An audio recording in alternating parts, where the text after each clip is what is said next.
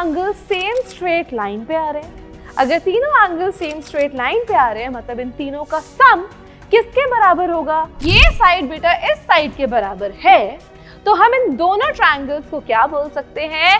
Congruent by S criteria. क्योंकि P mid point है और PQ AB के पैरेलल भी है, तो हम बाय कन्वर्स से क्या बोल सकते हैं कि PQ हाफ होगा AB का और Q जो है वो BD का मिड पॉइंट भी होगा। अगर ऑल्टरनेट इंटीरियर एंगल्स इक्वल हैं तो AB जो है वो क्या हो जाएगा? AC के पैरेलल हो जाएगा। Hello बच्चों, a very good evening to each and everyone out there and I welcome you all to this amazing platform of Physics वाला and आप सभी के टाइटन्स बैच के अंदर। तो आप लोग जानते हो कि हम इस टाइटन्स बैच के अंदर क्या कर रहे हैं भाई? वन शॉट कर रहे हैं हर एक चैप्टर का, और आज हम लोग करने वाले हैं वन शॉट आपके काफी डिमांडिंग चैप्टर का, दैट इज ट्रायंगल्स। अब ट्रायंगल्स में बहुत सारी चीजें हैं, बहुत सारी चीजें बोले तो बहुत सारी।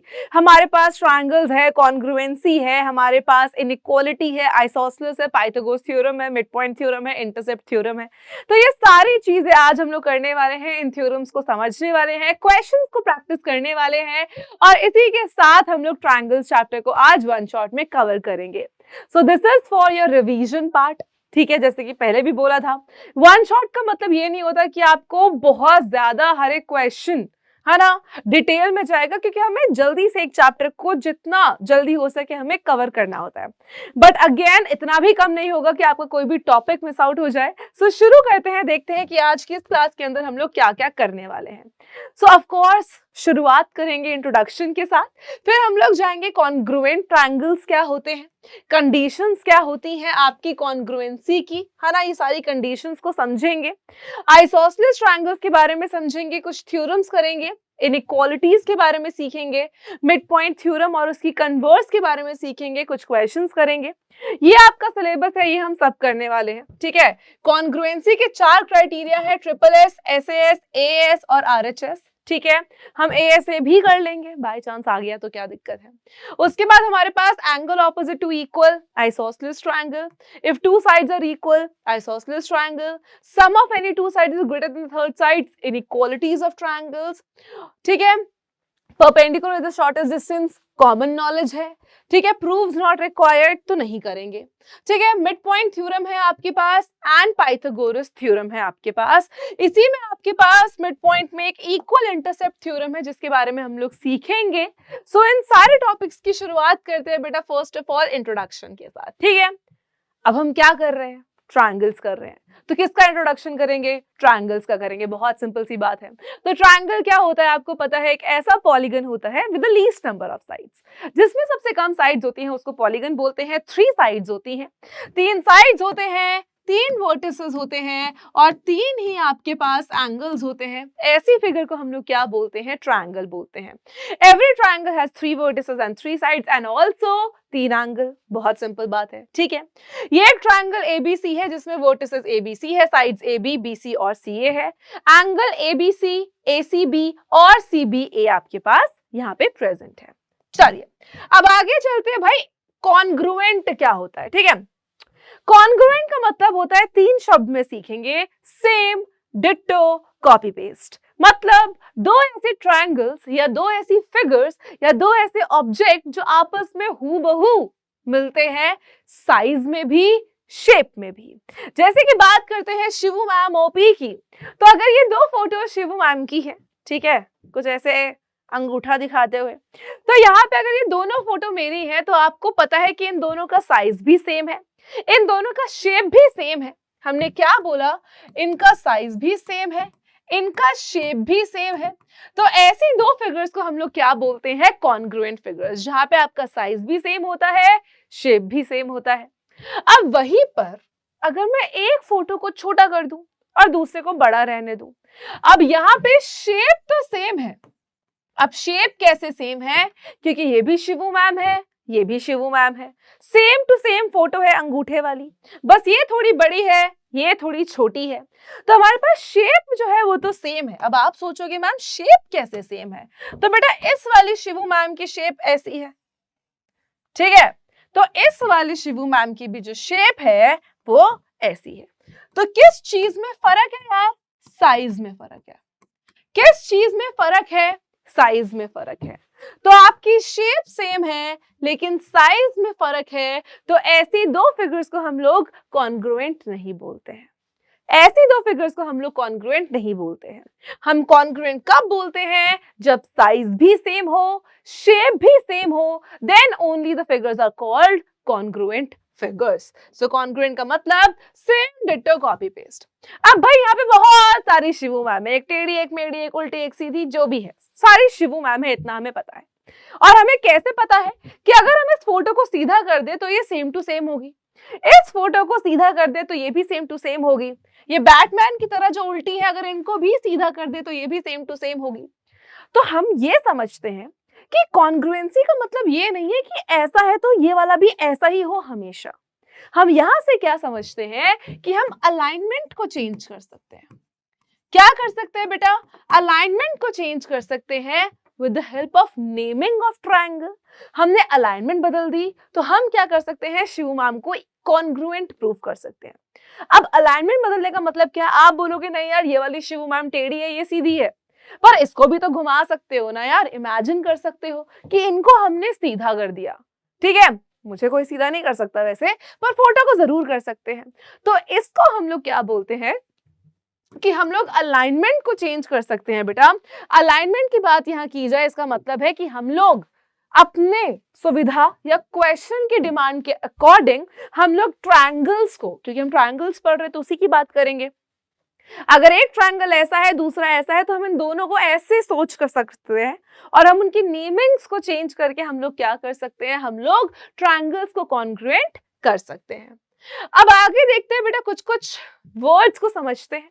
तो सबसे पहले बेटा परपेंडिकुलर बाइसेक्टर क्या होता है? What is perpendicular bisector?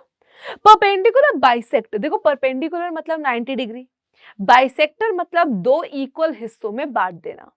तो अगर मान लो ये लाइन परपेंडिकुलर बाइसेक्टर है, इसका मतलब है कि ये 90 डिग्री बना रही है और इसने जो ये नीचे जिस लाइन पे ये गिर रही है उस लाइन को दो इक्वल हिस्सों में बांट दिया है। This is perpendicular bisector. Angle bisector का मतलब होता है कि जो ये लाइन बनी है इसने इस पूरे एंगल को क्या किया है? दो इक्वल हिस्सों में बांट दिया है। This is angle bisector. जहां पे आप वर्ड समझो बाइसेक्टर सुनो तो वो बाइसेक्टर का मतलब है दो इक्वल पार्ट्स में बांट देना, दो इक्वल हिस्सों में बांट देना। अब नेक्स्ट हमारे पास मीडियन है। मीडियन का मतलब क्या होता है बेटा?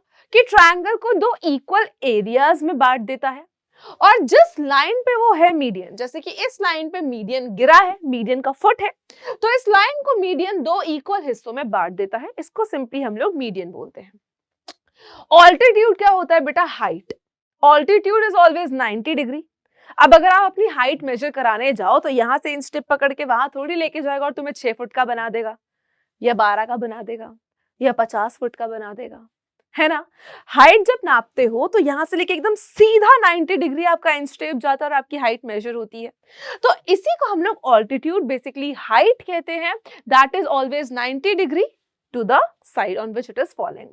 सर्कम सेंटर क्या होता है बेटा? जहां पे देखो ये तीन लाइंस आपको नजर पे आ रही है। The circum centre P of triangle ABC is equal distance from each vertex. क्या होता है? हर एक वर्टेक्स से इक्वल डिस्टेंस पे प्रेजेंट होता है। इन सेंटर क्या होता है बेटा? द इन सेंटर क्यू, ये क्यू इन सेंटर है, is equal distance from each side of a triangle. जो आपके पास सर्कम सेंटर होता है वो हर एक कोने कोने कोने से इक्वल डिस्टेंट होता है। जो इन सेंटर होता है वो हर एक साइड से, वर्टेक्स से और साइड से डिफरेंस समझो। ये वर्टेक्स से होता है, ये साइड से इक्वल डिस्टेंस पे यहाँ पे प्रेजेंट होता है। सेंट्रॉइड क्या होता है बेटा? जहाँ पे बेसिकली सारी जो वर्टेक्स है to the mid points of the opposite side. अगर मैं यहाँ से एक लाइन बनाऊं जो कि सामने वाली लाइन को दो इक्वल हिस्सों में बांटे तो हम उसको सेंट्रॉइड ऑफ ट्रायंगल कहते हैं। और तो सेंटर कहाँ होता है? जहां पे सारे परपेंडिकुलर्स मीट करते हैं, जहां पे ट्रायंगल की तीनों ऑल्टीट्यूड्स। अब ट्रायंगल के तीन ऑल्टीट्यूड्स क्या होते हैं यार, ये भी समझ लो साथ में।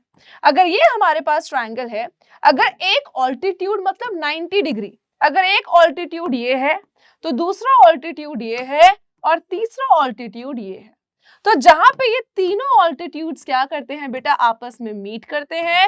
इस पॉइंट को क्या बोला जाता है? This point is known as your, हमारे पास दिस इज ऑर्थोसेंटर। ठीक है, आई होप ये आठों के आठों चीजें आपको क्लियर हो एंड क्वेश्चंस में जब आए तब आप कर सको। तो कॉन्ग्रुएंट ट्रायंगल्स की जब हम बात करते हैं बेटा, तब हम ये बोलते हैं कि इन दोनों ट्रायंगल्स का कॉन्ग्रुएंट सिंबल सबसे पहले ऐसे होता है, इक्वल टू के ऊपर एक वेव आती है, और उसके बाद हम लोग क्या बोलते हैं कि अगर ये दोनों ट्रायंगल्स कॉन्ग्रुएंट है तो इसके तीनों एंगल्स बराबर होंगे, तीनों साइड्स बराबर होंगी। अगर इन दोनों को हम कॉन्ग्रुएंट बोलते हैं, that means all the three angles of this triangle is equivalent to all the three angles of this triangle. अगर हम इन दोनों को कॉन्ग्रुएंट बोलते हैं तो इस ट्रायंगल की तीनों साइड्स बेटा इस ट्रायंगल की तीनों साइड्स के बराबर हो जाएगी। बहुत बढ़िया। अब कंडीशंस समझते हैं। ठीक है, हमें पता है ट्रायंगल्स में ट्रायंगल्स की बात हो रही है। अगर कॉन्ग्रुएंट बताने मतलब दो ट्रायंगल्स की बात होगी, दो ट्रायंगल्स की बात होगी तो हर ट्रायंगल के तीन एंगल और तीन साइड होंगे। क्या हर बार हमें तीनों एंगल्स और तीनों साइड्स गिवन होंगे? क्या ऐसा पॉसिबल है? नहीं। तो हमें क्या गिवन होगा बेटा? हमें गिवन होगा ऐसी चीज कि भाई कुछ एंगल्स गिवन है, या एक एंगल दो साइड्स गिवन है, या दो एंगल्स एक साइड गिवन है, या right angle hypotenuse side given है। तो इन तीन तीन चीजों के कॉम्बिनेशंस के साथ हम लोग क्या करते हैं? कंडीशंस बनाते हैं, क्राइटेरियाज बनाते हैं कॉन्ग्रुएंसी का। और वो कंडीशंस क्या होते हैं, क्राइटेरिया क्या होते हैं? जैसे हमने शुरू में देखा SSS, SAS, RHS, है ना, SAS, ये चार आपके सिलेबस में मेजरली गिवन है। तो हम इनको समझते हैं कि ये क्या होता है। सबसे पहला क्राइटेरिया है साइड एंगल साइड। SAS का मतलब है साइड एंगल साइड।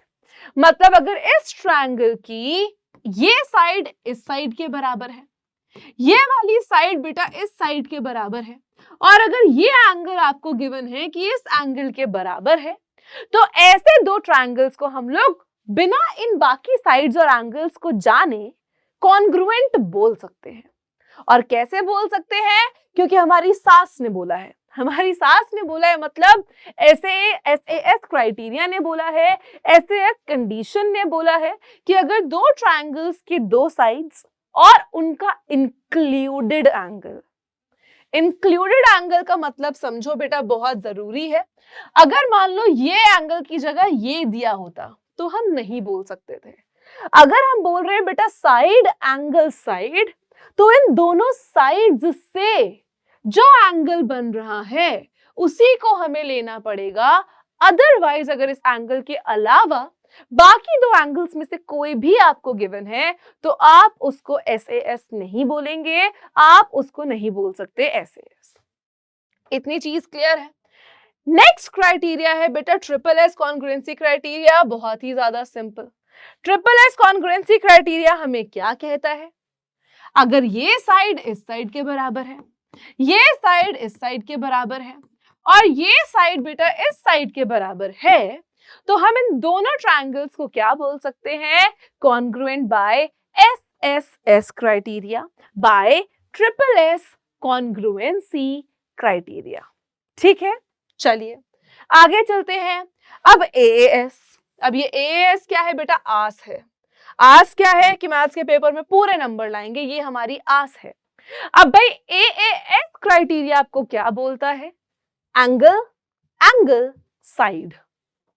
अगर ये एंगल इस एंगल के बराबर है, ये एंगल इस एंगल के बराबर है, और ये साइड इस साइड के बराबर है, सो ये A एंगल एंगल साइड। अब आप सोचोगे मैम अगर हम एंगल एंगल और ये साइड लें तो भी क्या होगा? बिल्कुल होगा, बिल्कुल होगा। ठीक है, पर आप ये नहीं ले सकते क्योंकि ये फिर एंगल साइड एंगल हो जाएगा। ठीक है, तो दोनों एंगल्स के बाद साइड आनी चाहिए, चाहे आप उसको क्लॉकवाइज साइड से लो, चाहे आप उसको बेटा एंटी क्लॉकवाइज साइड से कंसीडर करो। नेक्स्ट है एंगल साइड एंगल क्राइटेरिया बेटा ASA।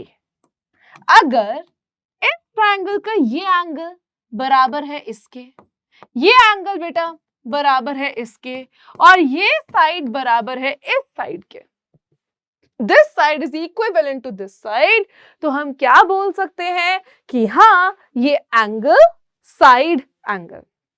और ये साइड हमेशा वही होनी चाहिए जो कि दोनों एंगल्स के बीच में आए। अगर मान लो कि आपको जो एंगल इक्वल गिवन है वो ये और ये वाला है, तो इन दोनों एंगल्स की जो साइड है इंक्लूडेड, उसी की हम लोग बात करेंगे और वही आनी चाहिए। आगे चलते हैं नेक्स्ट पे बेटा, that is RHS congruency criteria. इसको हम लोग बोलते हैं right hand side congruency criteria. अब इसका मतलब क्या है कि एक राइट एंगल आपको गिवन है। क्या मतलब है कि राइट एंगल आपको गिवन है। H का मतलब होता है हाइपोटेन्यूज इक्वल आपको गिवन है कि इस ट्रायंगल की हाइपोटेन्यूज इस ट्रायंगल की हाइपोटेन्यूज के बराबर है। और बेटा फिर बची हुई परपेंडिकुलर और बेस में से अगर कोई भी साइड आपको गिवन है, बची हुई परपेंडिकुलर और बेस में से दोनों में से कोई भी, अगर base equal to base given है तो भी चलेगा, अगर परपेंडिकुलर इक्वल टू परपेंडिकुलर है तो भी चलेगा। So hypotenuse, perpendicular and your right angle. So RH and तीसरी कोई भी साइड आपको बराबर गिवन है, सो इन दोनों ट्रायंगल्स को आप कॉन्ग्रुएंट बोल सकते हैं by RHS criteria, that is right angle, hypotenuse and कोई भी तीसरी साइड जो आपको यहाँ पर है, उस क्राइटेरिया से हम लोग क्या करेंगे, इन दोनों ट्रायंगल्स को कॉन्ग्रुएंट प्रूव कर देंगे। सो ये कुछ क्राइटेरिया थे। अब क्वेश्चंस कैसे आते हैं वो देखते हैं। अब यहां पे पहली चीज बोली है विच ऑफ द फॉलोइंग, इसको MCQ की तरह ही करते हैं, ठीक है, ये पूरे 4 ऑप्शंस हैं। So which of the following will hold true for the given figure. क्या बोला है कि इन चारों ऑप्शंस में से इस फिगर से कौन सा मेल खाएगा। सबसे पहले हम देखते हैं क्या हम इसमें कॉन्ग्रुएंसी प्रूफ कर सकते हैं। बिल्कुल कर सकते हैं। AD जो है, कौन कौन से दो ट्रायंगल्स है बेटा, ACB, ACD और ACB। सो ट्रायंगल पहला कौन सा है, ACD, एंड दूसरा ट्रायंगल कौन सा है, ACB। हम क्या क्या लिख सकते हैं कि AB जो है वो AD के बराबर है।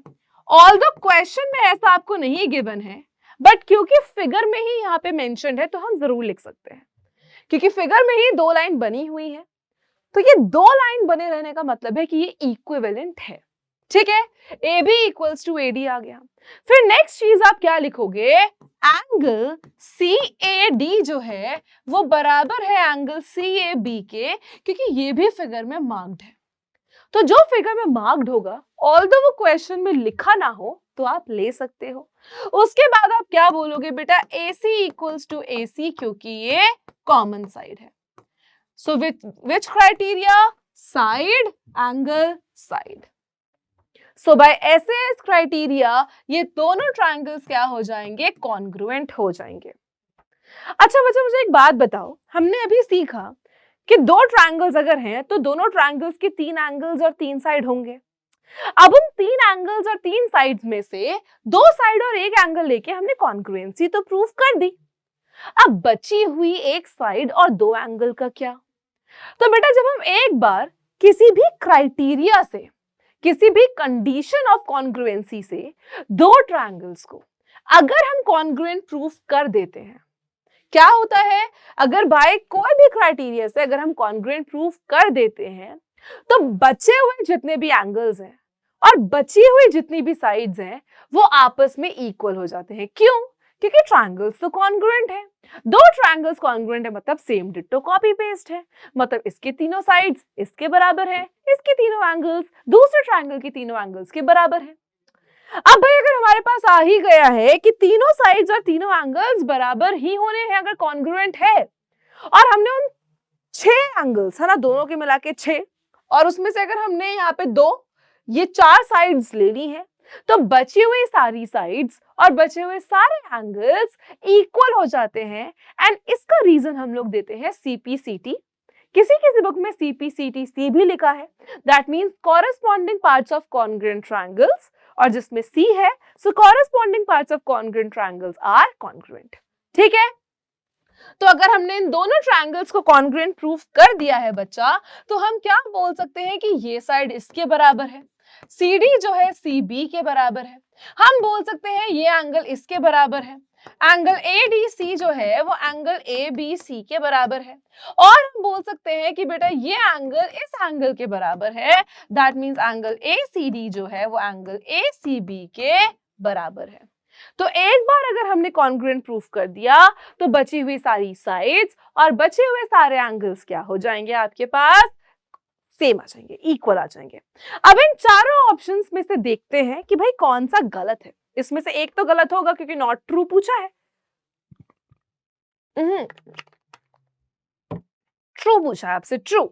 तो क्या एडी डीसी के बराबर होगा? एडी जो है वो डीसी के बराबर होगा। क्यों होगा?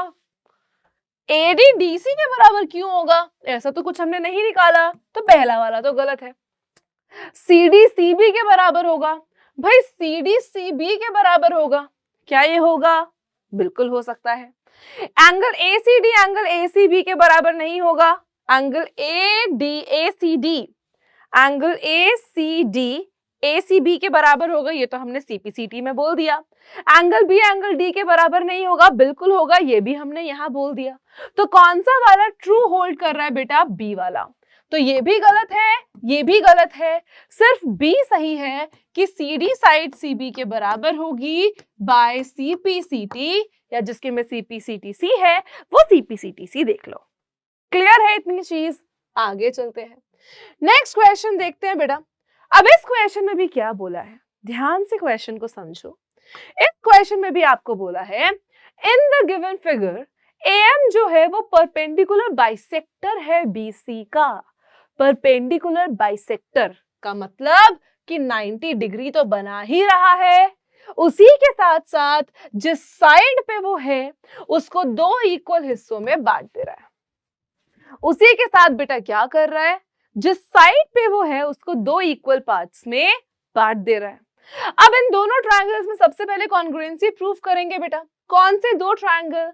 ट्रायंगल ए एम बी में और जो दूसरा ट्रायंगल है ट्रायंगल ए एम सी में।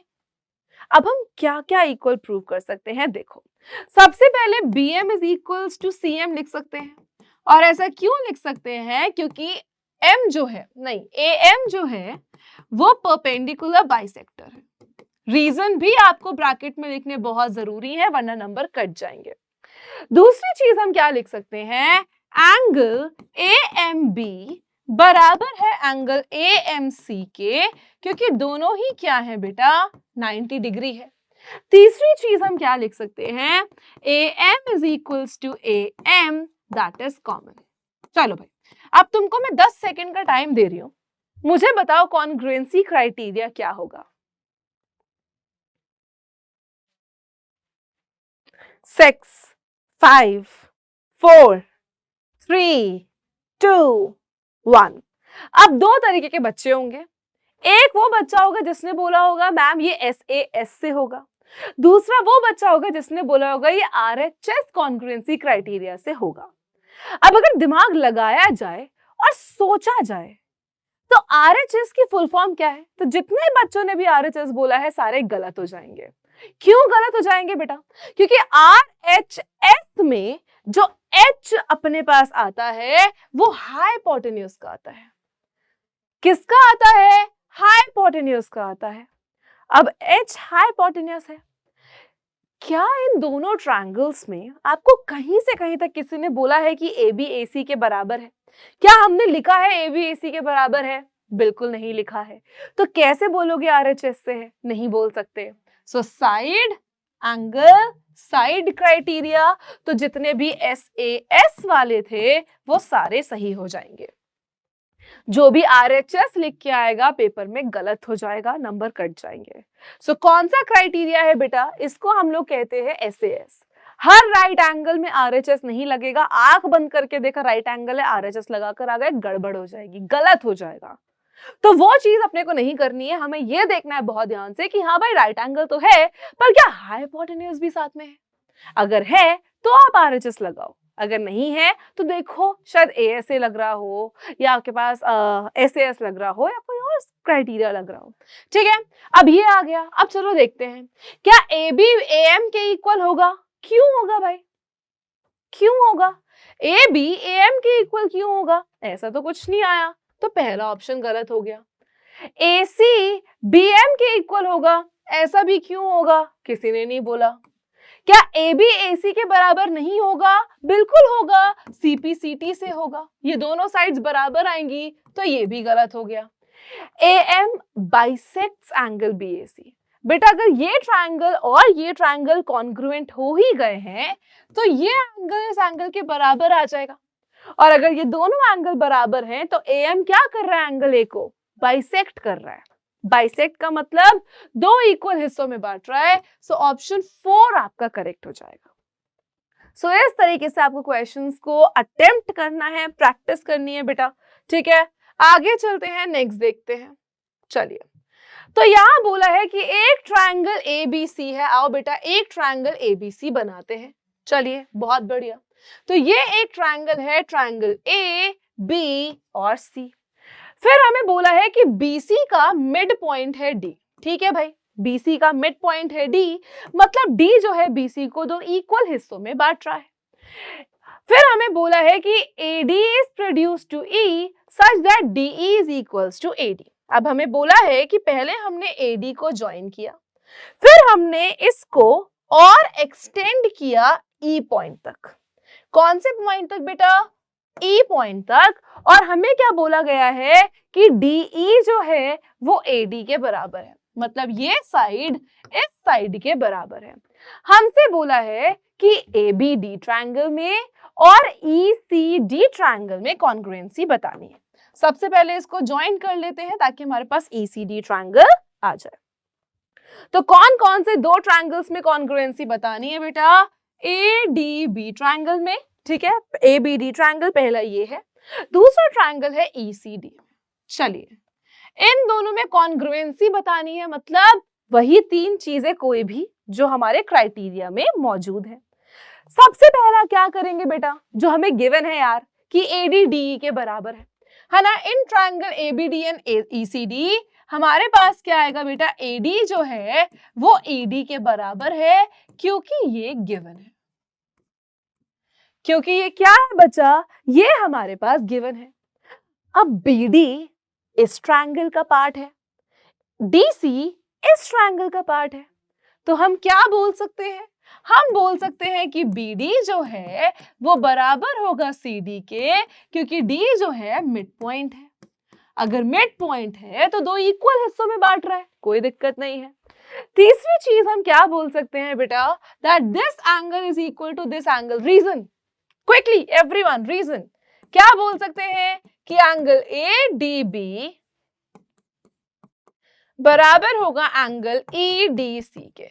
क्यों बोल सकते हैं बेटा? क्योंकि ये वर्टिकली ऑपोजिट एंगल्स हैं। कैसे एंगल्स हैं? वर्टिकली ऑपोजिट एंगल्स हैं। एंड क्योंकि अगर ये वर्टिकली ऑपोजिट एंगल्स हैं, तो ये क्या हो जाएंगे? ट्रायंगल कॉन्ग्रुएंट हो जाएगा बेटा। कौन सी कंडीशन से? Side angle side. So by SAS criteria ये दोनों ही ट्रायंगल्स क्या हो जाएंगे? कॉन्ग्रुएंट हो जाएंगे। अब सेकंड पार्ट में हमसे बोला है कि AB EC के बराबर है। AB EC के बराबर है, तो हम क्या लिखेंगे कि AB जो है वो EC के बराबर है बाय CPCT। एक बार अगर हम कॉन्ग्रुएंट प्रूफ कर ही चुके हैं, सो AB जो है वो EC के बराबर हो जाएगा। Next, AB is parallel to EC। अब बेटा ये वाला पार्ट देखो कि AB जो है वो EC के पैरेलल है। अब पैरेलल अगर हम देखें तो हमारे पास बहुत सारे क्राइटेरिया हैं। अगर कॉरेस्पॉन्डिंग एंगल्स इक्वल हैं तो पैरेलल है, ऑल्टरनेट इंटीरियर एंगल इक्वल है तो पैरेलल है। अब यहाँ पे देखो, अगर हमने इसमें कॉन्ग्रुएंसी प्रूफ कर दी तो ये एंगल इस एंगल के इक्वल हो जाएगा। होगा कि नहीं होगा? एंगल BAD एंगल CED के बराबर हो जाएगा, है ना। एंगल BAD जो है वो एंगल CED के बराबर हो जाएगा। आई होप मैंने गलत ना लिखा हो, एक सेकेंड रुको। एंगल BAD एंगल CED के बराबर, हाँ ठीक है, ठीक है। अगर ये दोनों एंगल्स इक्वल है तो क्या होगा कि दोनों एंगल्स कैसे बना रहे हैं? Alternate interior angles. अगर ऑल्टरनेट इंटीरियर एंगल्स इक्वल हैं तो ए बी जो है वो क्या हो जाएगा, ईसी के पैरेलल हो जाएगा। ए बी क्या हो जाएगा, ईसी के बेटा यहाँ पर पैरेलल हो जाएगा। तो ये लाइंस क्या आ जाएंगी, पैरेलल आ जाएंगी। नेक्स्ट अब ट्रायंगल देखते हैं। अब यहाँ पे बोला है कि ACP को BOQ के कॉन्ग्रुएंट बताओ। AB एंड PQ बाइसेक्ट करते एक दूसरे को, मतलब एक दूसरे को दो इक्वल हिस्सों में बांटते हैं, ये बताओ। तो सबसे पहले बेटे ट्रायंगल की बात करते हैं, triangle ACP and triangle BOQ, ठीक है। सो ACP BOQ, AOP होगा बेटा ये, दिस विल बी AOP, ठीक है। So angle AOP and angle BOQ। पहली चीज हम क्या लिख सकते हैं, अब यहाँ पे गिवन क्या क्या है, AP and BQ are equal and parallel. चलो भाई, AP जो है वो BQ के इक्वल है और आपस में ये क्या है, पैरेलल है। प्रूफ करना है अब हमें, आ जाओ करते हैं बेटा। देखो सबसे पहले तो इक्वल और पैरेलल है तो यही लिख लो कि AP जो है वो BQ के इक्वल है। ऐसा क्यों लिखेंगे, क्योंकि ये हमें गिवन है। अब दूसरी चीज हमें क्या गिवन है कि ये दोनों साइड्स पैरेलल है। अगर ये साइड पैरेलल है और ये ट्रांसवर्सल है, so this angle will be equal to this angle. That means angle OAP बराबर हो जाएगा एंगल OBQ के। क्यों बेटा, क्योंकि ये ऑल्टरनेट इंटीरियर एंगल्स हैं। हम तीसरी चीज क्या लिख सकते हैं, that angle AOP is equals to BOQ, vertically opposite angle. तो angle AOP equivalent to angle BOQ, vertically opposite angles. Angle side आस हमारी, ठीक है। So by angle side criteria ये दोनों ट्रायंगल्स कॉन्ग्रुएंट हो जाएंगे। पहला पार्ट डन। अगर ये दोनों ट्रायंगल्स कॉन्ग्रुएंट हैं तो हम बोल सकते हैं बेटा कि AO जो है वो OB के बराबर हो जाएगा, OP जो है वो OQ के बराबर हो जाएगा। और अगर ये सारी साइड्स आपस में बराबर ही हैं, अगर ये बाइसेक्ट करने का मतलब है तो इक्वल पार्ट्स में बांट देना, तो अगर ये हम लिख सकते हैं बाय CPCT, तो हम यही बोलेंगे that AB and PQ bisect each other.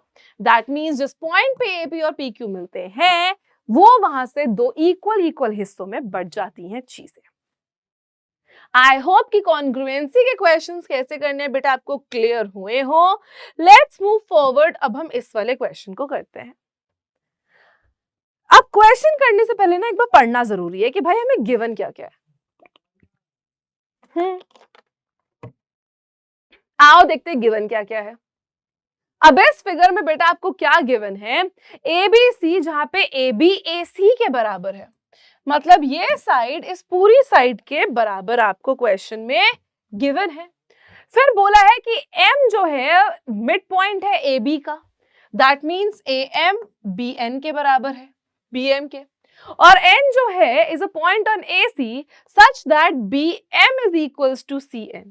अब BM जो है वो CN के बराबर है, ठीक है। M इज अ पॉइंट, अच्छा मिड पॉइंट नहीं है, sorry, M is a point on AB and N is a point on AC such that okay BM आपको CN के इक्वल गिवन है, ठीक है। चलो हमें सबसे पहले प्रूफ करना है कि AM AN के बराबर है। क्या प्रूफ करना है कि ये AM AN के बराबर है। अब बेटा इसके लिए क्या करना पड़ेगा, कौन से ट्रायंगल लेने पड़ेंगे, सबसे पहले क्या ट्रायंगल लेने हैं। अब इस वाले फिगर में आपको बहुत सारे ट्रायंगल्स दिख रहे होंगे, ठीक है।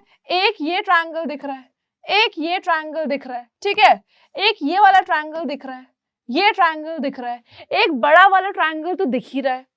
अब इन सब में से लेना कौन सा है वो आपको ध्यान देना है। अब सबसे पहले ये देखो यार कि हमें प्रूफ किस किस में करना है, कॉन्ग्रुएंसी प्रूफ किस में करनी है। हमें चाहिए AM और AN। तो AM जो ट्रायंगल बना रहा है वो ये वाला ट्रायंगल है, बिल्कुल है, और AN जो ट्रायंगल बना रहा है वो ये वाला ट्रायंगल है, बिल्कुल है कि नहीं है। तो हमारे पास बेटा सबसे पहले पार्ट को प्रूफ करने के लिए दो ट्रायंगल कौन से आएंगे, ABN and ACM। So triangle ABM and triangle ACN। तो सबसे पहली चीज हम लोग क्या बोलेंगे बेटा कि ABM जो है, ठीक है, ABN जो है और ACM जो है, एक चीज इसमें क्या है, सोचो यहाँ पे ध्यान से। सबसे पहली चीज हमें क्या गिवन है कि भाई ये वाला जो एंगल है ये कॉमन है दोनों में, तो हम क्या लिखेंगे, that angle A is equivalent to angle A, जो कि दोनों ट्रायंगल्स में क्या है बेटा, कॉमन है। तो सबसे पहली चीज हमने क्या लिखी है, जो एंगल दोनों ट्रायंगल में क्या है बेटा, कॉमन है। ठीक है, अब नेक्स्ट क्या गिवन है हमें क्वेश्चन में कि ए बी ए सी के बराबर है, तो हम क्या लिख सकते हैं कि ए बी जो है वो ए सी के बराबर है, क्योंकि ये हमें क्वेश्चन में गिवन है। ठीक है, चलो भाई अब देखो ए बी ए सी के बराबर है, ठीक है, ए बी ए सी के बराबर है। आप इस पार्ट को बिना कॉन्ग्रुएंसी से भी कर सकते हो, बिना कॉन्ग्रुएंसी के कैसे करेंगे वो देखो, देखो बहुत सिंपल सी बात है। ए बी जो है वो ए सी के बराबर है क्योंकि ये गिवन है। बी एन जो है, बी एम जो है वो सी एन के बराबर है, ये हमें गिवन है। मान लो ये है फर्स्ट इक्वेशन, ये है सेकंड इक्वेशन, और सेकंड इक्वेशन में से फर्स्ट इक्वेशन को सब्ट्रैक्ट कर देते हैं।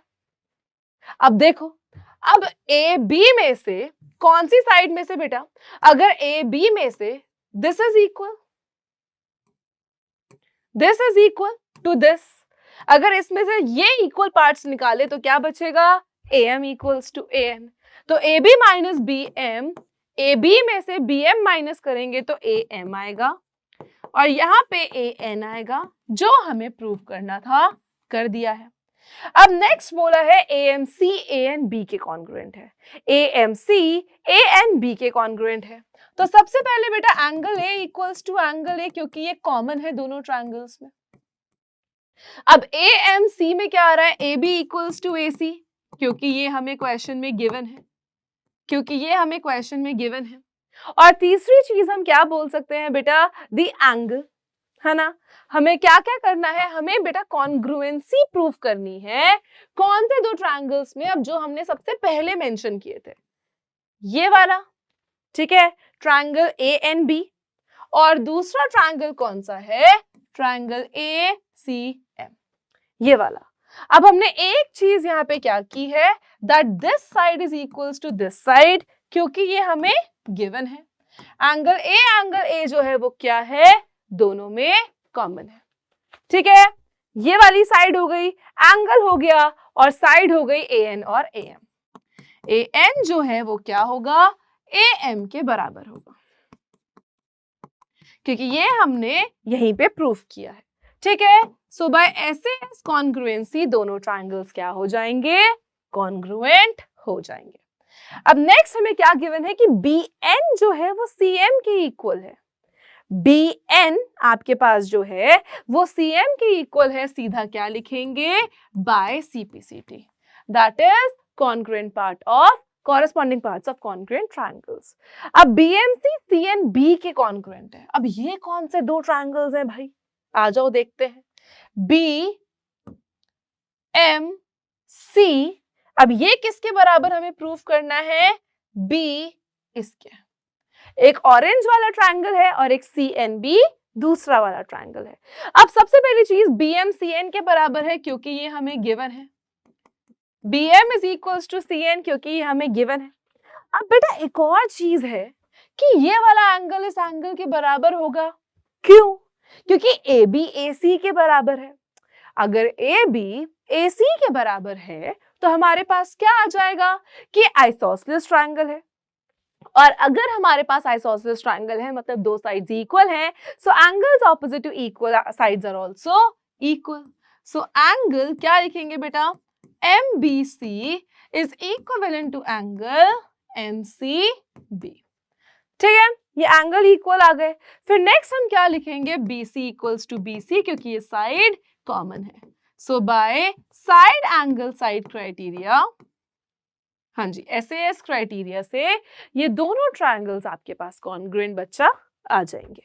सो इस तरीके से हम लोग कॉन्ग्रुएंसी को प्रूव करते हैं। नेक्स्ट टॉपिक के ऊपर चलते हैं, दैट इज आइसोसेलेस ट्रायंगल।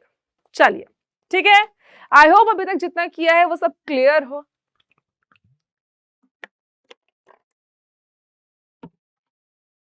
कोई दिक्कत कोई परेशानी यहां तक ना हो। अब आगे चलते हैं बेटा, बात करते हैं किसकी, आइसोसेलेस ट्रायंगल्स की। अगर हम आइसोसेलेस ट्रायंगल्स की बात करते हैं, इसका मतलब है कि यहाँ पे हम ऐसे ट्रायंगल की बात कर रहे हैं जिसकी दो साइड्स बराबर है। ये तो हमने छोटी क्लासेस में सीखा है कि अगर हमारे पास एक ट्रायंगल है, इसको अगर हम आइसोसेलेस बोल रहे हैं, मतलब this side is equal to this side, या मान लो ये साइड इस साइड के बराबर है, any two sides are equivalent to each other. So theorem 1 क्या बोलती है? If two sides of a triangle are equal, the angles opposite to them are also equal. तो हमें क्या बोला जाता है कि अगर दो साइड्स ट्रायंगल की बराबर है तो इन दोनों साइड्स के बेटा जो ऑपोजिट एंगल्स होंगे, angles opposite to equal sides are also equal. Simple है, आगे चलते हैं। If two angles are equal, then the triangle is isosceles. अब इसका मतलब क्या है? कन्वर्स, कि अगर आपको क्वेश्चन में गिवन है कि ये एंगल इस एंगल के बराबर है, तो इस एंगल के जो ऑपोजिट साइड होगी वो भी आपस में इक्वल होंगी, वो भी आपस में बराबर हो जाएंगी। अब इस टाइप के क्वेश्चन मेजरली आपके देखे जाते हैं फ्रॉम आइसोसेलेस ट्रायंगल, जहां पे आपको एंगल्स फाइंड करने हैं। ठीक है, ए बी और सी की वैल्यू आपको निकालनी है और आपको गिवन बस इतना है कि ए बी जो है सी डी के पैरेलल है। आपको क्या गिवन है कि ए बी जो है सी डी के पैरेलल है। सबसे पहली चीज बेटा बहुत ध्यान से समझो, अगर ए बी सी डी के पैरेलल है और ये ट्रांसवर्सल है, so this angle will be equal to this angle, है ना? तो सबसे पहले क्या लिखेंगे? A B is parallel to C D and taking A D as transversal. अगर AD को ट्रांसवर्सल लेते हैं तो हम क्या बोल सकते हैं बेटा? सबसे पहली चीज कि एंगल A जो है वो 36 डिग्री के बराबर होगा, क्योंकि ये ऑल्टरनेट इंटीरियर एंगल्स बना रहा है। कैसे एंगल बना रहा है बेटा? ऑल्टरनेट इंटीरियर एंगल बना रहा है। फिर हम क्या देख सकते हैं कि ये साइड इस साइड के बराबर है। भाई क्या बात है! इसका मतलब है कि अगर हम इस ट्रायंगल की बात करें, सो ACE एक आइसोसेलेस ट्रायंगल है। कैसा ट्रायंगल है? आइसोसेलेस ट्रायंगल है। तो हम क्या लिखेंगे बेटा?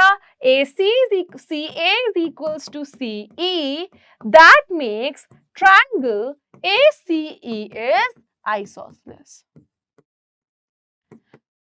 तो ट्रायंगल ACE कैसा होगा?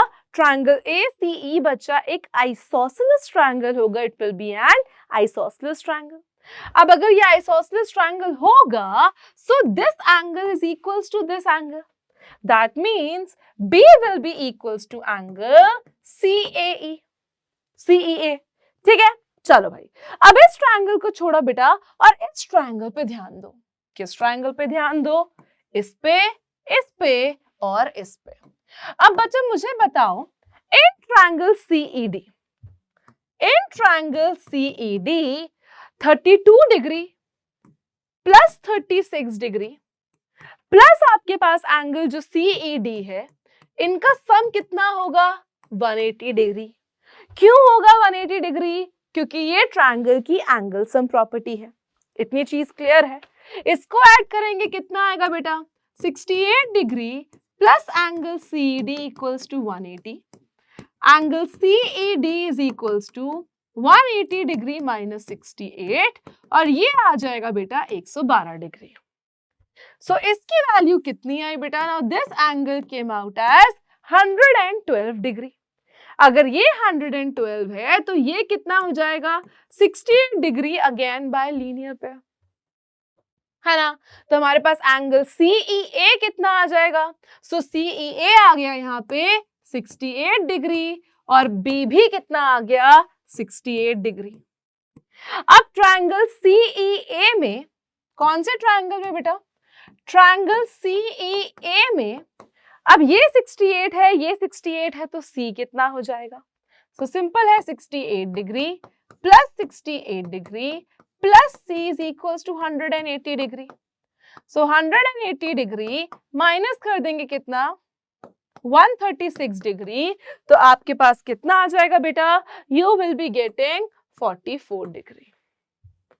सो एंगल ABC की तीनों की वैल्यूज हमने निकालनी है बहुत आराम से।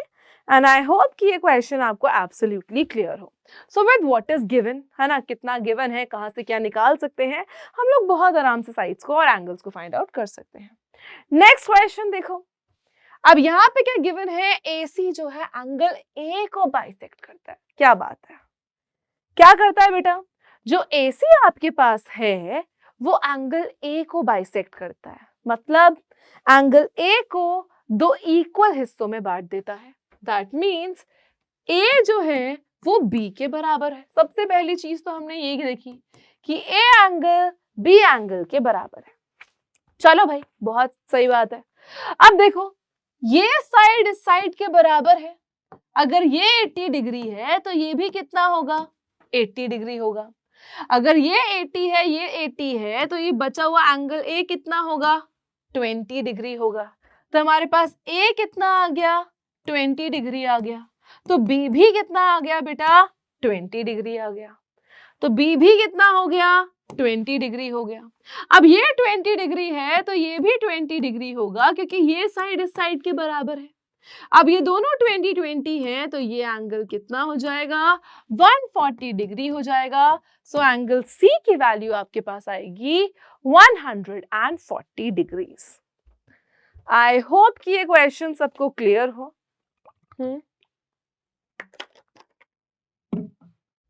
बहुत बढ़िया, आगे चलते हैं बेटा, नेक्स्ट क्वेश्चन देखते हैं। अब नेक्स्ट क्वेश्चन में हमें क्या बोला है, इन the given figure angle B angle C के बराबर है। बहुत बढ़िया, एंगल B जो है वो एंगल C के बराबर है। एंगल BAD एंगल CAD के बराबर है। अगर ये एंगल इसके बराबर है, ये एंगल इसके बराबर है, और ये साइड भी इक्वल है। क्या है, ये साइड भी इक्वल है, क्योंकि AD दोनों में कॉमन है, तो दोनों ट्रायंगल्स कॉन्ग्रुएंट हो जाएंगे। तो क्या AB AC के बराबर होगा, बिल्कुल होगा, क्योंकि एक तो कॉन्ग्रुएंट ट्रायंगल भी है। दूसरी चीज, अगर एंगल B एंगल C के बराबर है तो इनके ऑपोजिट साइड्स भी बराबर हो जाएंगे। सो AB AC के बराबर होगा। क्या AB not equal to AC, नहीं, ये भी नहीं और ये भी नहीं। सो पहला ही ऑप्शन करेक्ट है कि AB AC के बराबर होगा। दूसरी चीज देखते हैं, in the given figure AD is perpendicular to BC। क्या है बेटा, परपेंडिकुलर है। AB AC के बराबर है, तो ये साइड इस साइड के बराबर है। सो नेक्स्ट हमें क्या करना है, यहाँ पे ABD ACD के कॉन्ग्रुएंट है। क्या ABD ACD के कॉन्ग्रुएंट होगा, बिल्कुल होगा। Right angle, hypotenuse, common side है, सो बिल्कुल होगा। सो कॉन्ग्रुएंट होगा। क्या BD CD के बराबर होगी, बिल्कुल होगी। क्या BD CD के बराबर होगी, बिल्कुल होगी। क्या BAC 90 होगा, नहीं। क्या CAD 45 डिग्री होगा, क्या हम ऐसा बोल सकते हैं, क्या हम ऐसा बोल सकते हैं? सबसे पहली चीज क्या है, ABD ACD के कॉन्ग्रुएंट है, बिल्कुल है। क्या BD CD के बराबर होगा, CP CT से होगा। क्या BAC 90 होगा। फोर्थ वाला बताओ कि CAD 45 होगा या नहीं होगा, नीचे जरूर डालना। 45 होगा नहीं होगा, लेट्स सी। अब नेक्स्ट क्वेश्चन में क्या बोला है, AD जो है वो BD के बराबर है। आपको ACD एंगल निकालना है, ये एंगल निकालना है। चलो भाई, BD DA के बराबर है। BD जो है वो AD के बराबर है। अगर दोनों साइड्स सेम है तो इनके ऑपोजिट एंगल भी बराबर होंगे। दैट मीन्स एंगल DBA बराबर होगा एंगल DAB के। एंगल DBA बराबर होगा एंगल DAB के, because angles opposite to equal sides बच्चा आर ऑल्सो इक्वल। अब नेक्स्ट देखो हमारे पास क्या है, अगर ये 65 है बेटा तो ये भी कितना हो जाएगा, 65 डिग्री, है ना। अगर ये 65 है, ये 65 है, तो एक्सटीरियर एंगल कितना हो जाएगा, 130। तो हम क्या लिख सकते हैं बेटा कि angle ADC is equals to angle DBA plus angle DAB, क्योंकि ये क्या है, exterior angle, exterior angle of triangle ABD, है ना, वो 130 आ गया। नाउ इन ट्रायंगल ADC, अब किसकी बात करेंगे बेटा, ट्रायंगल ADC की बात करेंगे तो इसमें क्या लिखेंगे, 130 degree plus 22 degree plus angle ACD कितना होगा, 180 डिग्री होगा। तो ये हो जाएगा, उधर जाके माइनस कर दो, angle ACD is equals to 180 minus 152 degree. तो यहां से ACD की वैल्यू कितनी आ जाएगी बच्चा, 28 डिग्री। तो इस तरीके से हम सिंपली क्वेश्चंस को अटेम्प्ट कर सकते हैं और इस टाइप के क्वेश्चंस को हम सॉल्व कर सकते हैं। ठीक है, आई होप दैट एवरीवन ये चीज सबको क्लियर हो किस तरीके से क्वेश्चंस को सॉल्व करना है। चलिए बेटा नेक्स्ट क्वेश्चन पे चलते हैं। अब यहां भी बोला है x की वैल्यू निकालो। ठीक है, अब देखो कुछ नहीं गिवन है, सिर्फ एक एंगल गिवन है, साइड्स को इक्वल इक्वल मार्क कर दिया है फिगर में। अगर ये 42 है तो ये भी कितना होगा, 42 डिग्री। अगर ये 42 है तो बेटा ये वाला एंगल कितना होगा, 138 डिग्री लीनियर पेयर से। किससे बेटा, लीनियर पेयर से। ठीक है, अब यहाँ पे अगर ये 138 डिग्री है सो ये एंगल कितना हो जाएगा और ये एंगल कितना हो जाएगा, माइनस करो 138 को 180 से, कितना आ जाएगा, 42 ही आ जाएगा। अब 42 आया तो ये एंगल 21 है तो ये भी 21 होगा क्योंकि ये दोनों साइड्स आपस में बराबर है। अब ये 42 है, ये 42 है, मतलब ये दोनों 84 है। अगर ये दोनों 84 है तो ये वाला एंगल कितना हो जाएगा, 96। अब ये 96 है, ये 21 है, तो हमें पता है 96 plus 21 plus x equals to 180 degree, क्योंकि ये लीनियर पेयर बना रहे हैं बेटा। मतलब क्या है कि ये तीनों एंगल सेम स्ट्रेट लाइन पे आ रहे हैं। अगर तीनों एंगल सेम स्ट्रेट लाइन पे आ रहे हैं मतलब इन तीनों का सम किसके बराबर होगा, 180 के बराबर होगा। 117 plus x is equals to 180 degree, उधर जाके माइनस हो जाएगा। So x is equals to 180 minus 117, तो ये आ जाएगा आपके पास 63 डिग्री। सो हमारे पास x की वैल्यू कितनी आ जाएगी बच्चा, 63 डिग्रीज। चलिए नेक्स्ट क्वेश्चन देखते हैं। इसमें भी क्या बोला है कि AC CD के बराबर है, AD BD के बराबर है और C 58 है। सेम ये 58 है बेटा, ये साइड इसके बराबर है, so this angle will be equal to this angle. ठीक है, अब यहाँ पे ये 58 है तो x की वैल्यू कितनी हो जाएगी, 2x is equals to 180 minus 58। 2x is equals to 60 होता तो 120, 122 डिग्री, और x की वैल्यू कितनी आ जाएगी, 61 डिग्री। अगर x की वैल्यू 61 है तो ये कितना आ जाएगा बेटा लीनियर पेयर से, 119 डिग्री। अब अगर ये 119 है तो ये दोनों भी आपस में बराबर होंगे। इसको आपको कमेंट सेक्शन में बताना है, बहुत ही आसान है यहाँ से। ठीक है बच्चा, सो इस तरीके से आइसोसेलेस ट्रायंगल के क्वेश्चन आएंगे जो हमें करने हैं।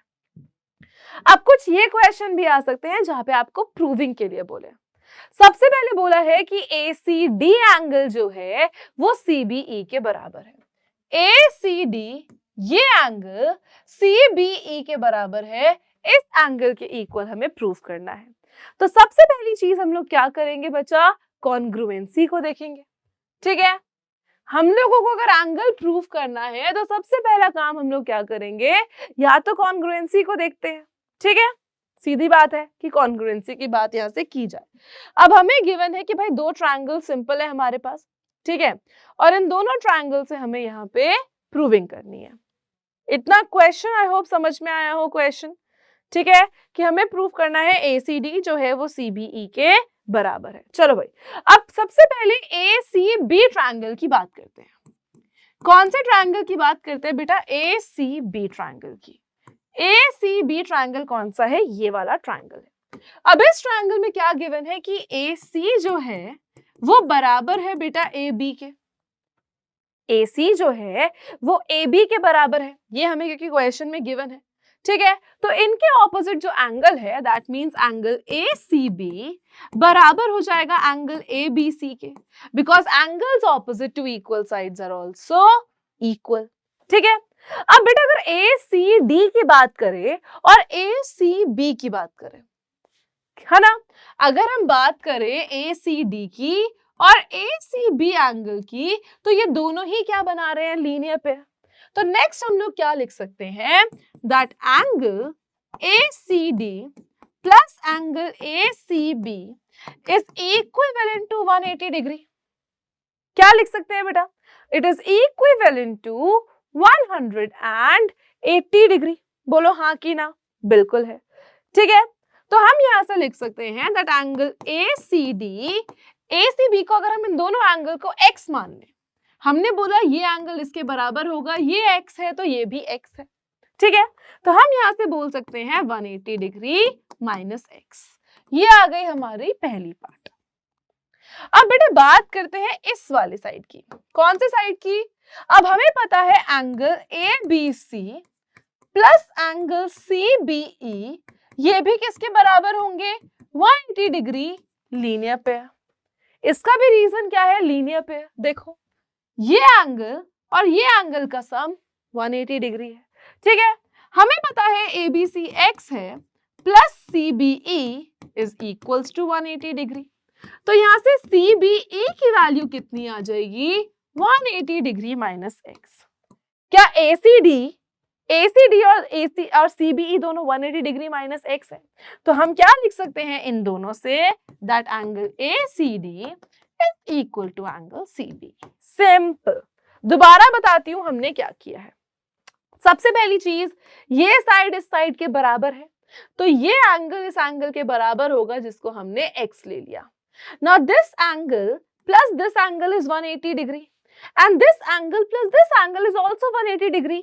तो ये दोनों एंगल्स आपस में क्या हो गए, बराबर। Simple questions. ठीक है, चलिए आगे चलते हैं बेटा। नेक्स्ट हम लोग देखते हैं, लेट्स सी इनइक्वालिटीज। अब जब हम बात करते हैं इनइक्वालिटीज ऑफ ट्रायंगल की, तो यहां पे बेटा दो कंडीशंस हैं, दो चीजें हैं। पहला क्या है कि भाई किसी भी ट्रायंगल की कंस्ट्रक्शन, कोई भी ट्रायंगल अगर आप बना रहे हो जिसकी 3 साइड्स हैं, हर ट्रायंगल की 3 साइड्स होती हैं, है ना, तो कोई भी ट्रायंगल आप बना रहे हो, देख रहे हो, समझ रहे हो, जिसकी 3 साइड्स हैं बेटा, तो यहां पे किन्हीं भी 2 साइड का सम, अगर मैं A और B को ले लूं या C और A को ले लूं या B और C को ले लूं, तो किन्हीं भी 2 साइड्स का सम आपके तीसरी साइड से हमेशा बड़ा आना चाहिए। इसका मतलब क्या है कि A प्लस B आपका हमेशा C से बड़ा आना चाहिए, A प्लस C आपका हमेशा B से बड़ा आना चाहिए और B प्लस C हमेशा A से बड़ा आना चाहिए, तभी आपके ट्रायंगल की कंस्ट्रक्शन पॉसिबल है। वरना अगर ये चीज नहीं है तो वैसा ट्रायंगल कंस्ट्रक्ट होना ही पॉसिबल नहीं है। समझे सब लोग? आई होप सबको ये चीज क्लियर हो। आगे चलते हैं। If two sides of a triangle are unequal, the greater side has the greater angle opposite to it. अब ये भी मतलब समझो कि अगर आपके पास कोई ट्रायंगल है बेटा, ठीक है, मान लो ये 50 डिग्री है, ये 60 डिग्री है और ये एंगल 70 डिग्री है, तो सेकंड इनइक्वालिटी क्या बोलती है कि जो भी साइड सबसे बड़े एंगल के ऑपोजिट होगी। बात ध्यान से सुनो बेटा, मैंने बोला कि ये 50 डिग्री है, इसके ऑपोजिट साइड जो है वो ये है।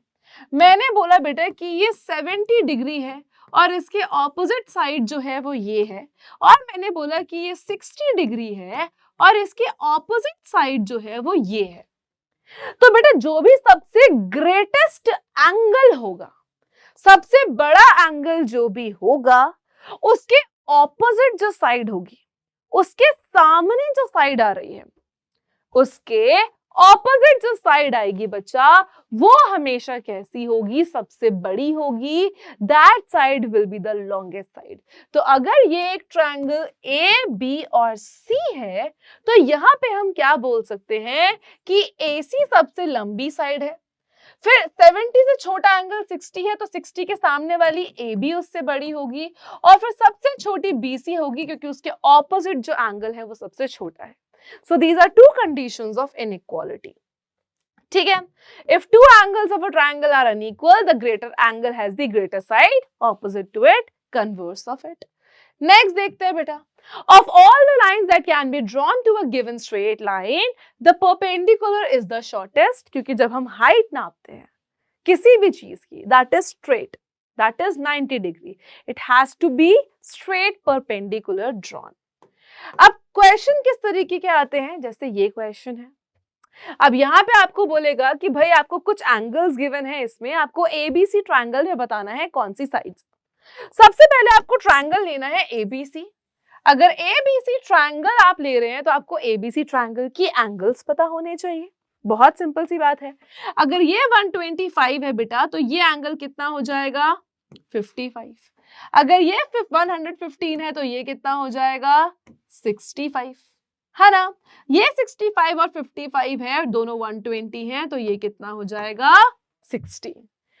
अब हमें एबीसी ट्रायंगल के तीनों साइड्स का पता चल गया है। अगर तीनों साइड्स का पता चल गया है तो भाई जिसके ऑपोजिट बेटा सबसे लॉन्गेस्ट साइड है, वो हमारे लार्जेस्ट एंगल है, वो सबसे बड़ी होगी। अब सबसे बड़ा एंगल कौन सा है 65। 65 के ऑपोजिट साइड कौन सी है बीसी, तो बीसी सबसे बड़ी होगी। 65 से छोटा एंगल 60, 60 के ऑपोजिट एबी, और फिर लास्ट में एसी, क्योंकि उसके ऑपोजिट सबसे छोटा एंगल है, दैट इज 55 डिग्री है। अब यहाँ पे ऑप्शंस पे चलते हैं। क्या AB AC के बराबर है? नहीं। क्या BC AB से बड़ा है? हाँ। क्या AB BC से बड़ा है? नहीं। क्या AC BC के बराबर है? कतई भी नहीं। तो ये इस तरीके से हमने कर दिया, बहुत बढ़िया। चलिए नेक्स्ट क्वेश्चन देखते हैं बेटा मिड पॉइंट थ्योरम का। तो आपके इनइक्वालिटीज से इसी टाइप के क्वेश्चन आएंगे। ऑपोजिट एंगल देखो, सारे एंगल्स निकालो ट्राइंगल के और देखो उसके ऑपोजिट साइड कौन सी आ रही है। इतनी चीज क्लियर है, आगे चलते हैं। अब mid point theorem and converse के बारे में समझते हैं, ठीक है। अब मिड पॉइंट थ्योरम आपको क्या बोलती है बेटा, हमारे पास अगर एक ट्रायंगल है एबीसी, AB का एक मिड पॉइंट है D, AC का एक मिड पॉइंट है E। अगर हमने इन दोनों मिड पॉइंट्स को ज्वाइन कर दिया, अगर इन दोनों मिड पॉइंट्स को ज्वाइन कर दिया तो ये जो लाइन बनेगी DE वो थर्ड साइड के पैरेलल होगी और थर्ड साइड से हाफ होगी। दैट मीन्स कि DE जो है वो BC के पैरेलल होगा और DE जो है वो BC का हाफ होगा। सिंपल है।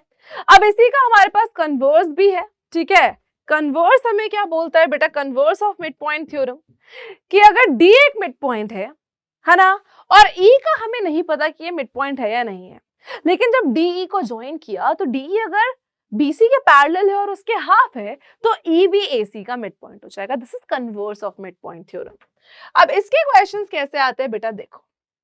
अब जैसे ये आपको क्या क्या गिवन है कि भाई एक ट्रेपीजियम है ABCD, जहां पे ABCD के पैरेलल है, P जो है वो मिड पॉइंट है AD का, ठीक है भाई और PR जो है वो भी AB के पैरेलल है। अगर PR AB के पैरेलल है तो PR CD के भी पैरेलल होगा। हमें ये प्रूव करना है कि PR AB प्लस CD के हाफ के बराबर है। चलो भाई, यहाँ पे दो ट्रायंगल्स हमें देखने को मिल रहे हैं बेटा। सबसे पहला ट्रायंगल है ये, ठीक है, इसमें हम मिड पॉइंट थ्योरम लगाएंगे। और दूसरा ट्रायंगल है बेटा ये, इसमें भी हम मिड पॉइंट थ्योरम लगाएंगे। तो ये दो ट्रायंगल्स हमें देखने को मिल रहे हैं। तो पहले ट्रायंगल पे चलते हैं, ट्रायंगल DAB। अगर हम DAB की बात करें बेटा, सबसे पहली चीज कि PAD का मिड पॉइंट है, कि जो P है वो क्या है AD का या DA का मिड पॉइंट है। बहुत बढ़िया, कोई दिक्कत नहीं है इसमें। P जो है वो DA का मिड पॉइंट है। Also we know that PR is parallel to AB। PR अगर AB के पैरेलल है बेटा तो PQ भी AB के पैरेलल हो जाएगा, बिल्कुल हो जाएगा। तो क्या होगा, अगर PR AB के पैरेलल है तो PR का हिस्सा PQ भी तो AB के पैरेलल हो जाएगा। अब PQ अगर AB के पैरेलल है और P मिड पॉइंट है तो हम by converse of mid point theorem क्या बोल सकते हैं, by using converse of MPT mid point theorem हम ये बोल सकते हैं that PQ is equals to half of AB. Also we can say that Q is midpoint of DB। तो हम क्या बोल सकते हैं बेटा, क्योंकि P मिड पॉइंट है और PQ AB के पैरेलल भी है, तो हम बाय कन्वर्स से क्या बोल सकते हैं कि PQ हाफ होगा AB का और Q जो है वो BD का मिड पॉइंट भी होगा। अब दूसरे ट्रायंगल पे चलते हैं बेटा, that is triangle BDC। Now in triangle BDC हमें पता है कि Q जो है वो मिड पॉइंट है, क्योंकि हमने अभी निकाला। किसका मिड पॉइंट है? BD का मिड पॉइंट है। तो हम यहां से बोल सकते हैं कि Q जो है वो BD का मिड पॉइंट है। Also we know that QR is parallel to CD। QR जो है वो CD के पैरेलल भी है। तो हम क्या बोल सकते हैं? That R is mid point of BC। Also we can say that QR is half of CD। अब यहां से एक ये पार्ट आया बेटा आपके पास, यहां से एक ये पार्ट आया है आपके पास, और यहां से एक ये पार्ट आया है। इन दोनों को बच्चा हम लोग क्या करेंगे? ऐड कर देंगे। तो जब ऐड करते हैं तो लेफ्ट हैंड साइड को लेफ्ट हैंड साइड के साथ करते हैं, राइट हैंड साइड को राइट हैंड साइड के साथ करते हैं। So PQ plus QR is equals to half of AB plus half of CD। तो यहां से आपके पास क्या आ जाएगा बेटा? PQ प्लस QR मतलब PR is equals to half of AB plus CD। बताइए क्या ये चीज बच्चा सबको क्लियर है? आई होप कि सबको ये चीज एकदम क्लियर हुई हो कैसे करना है। ठीक है, अब नेक्स्ट हमारे पास क्या आता है बेटा? यहाँ पे नेक्स्ट हमारे पास क्या आता है? इस टाइप के क्वेश्चंस आ सकते हैं। अब यहाँ पे हमें प्रूव करना है कि EFGH एक रोम्बस है, ये जो बीच में बन रहा है। हमें क्या क्या गिवन है? ABCD क्वाड्रिलेटरल है, जहाँ पे AD जो है वो BC के इक्वल है। ठीक है भाई, AD BC के इक्वल है। हमें गिवन है कि EFGH are the mid points of AB BD CD and AC। हमें प्रूव करना है कि ये मिड पॉइंट है। बेटा हमें यहाँ पे 4 अलग अलग ट्रायंगल लेने हैं। कैसे लेने हैं? पहले इसको 4 बार कॉपी कर लेते हैं स्लाइड को, ताकि हर स्लाइड में मैं आपको दिखा सकूं कि कौन सा ट्रायंगल लिया। सबसे पहला ट्रायंगल हम लेंगे ये वाला, ठीक है, ये वाला। अब इस साइड के पैरेलल हम क्या लेंगे? GH को। तो हमें पता है कि G जो है वो CD का मिड पॉइंट है, H जो है वो AC का मिड पॉइंट है। तो हम क्या बोल सकते हैं? By mid point theorem. Simple क्या बोलेंगे बेटा? बाय मिड पॉइंट थ्योरम जो GH है वो हाफ ऑफ AD है and GH is parallel to AD। बोलो, बोल सकते हैं कि नहीं? हाफ ऑफ AD है और पैरेलल टू AD है। बहुत सिंपल सी बात है, हाफ एंड पैरेलल। अब दूसरा ट्रायंगल हम कौन सा लेंगे बेटा? दूसरा ट्रायंगल हम लेंगे ये वाला, ठीक है। अब इसमें this side and this side, ठीक है।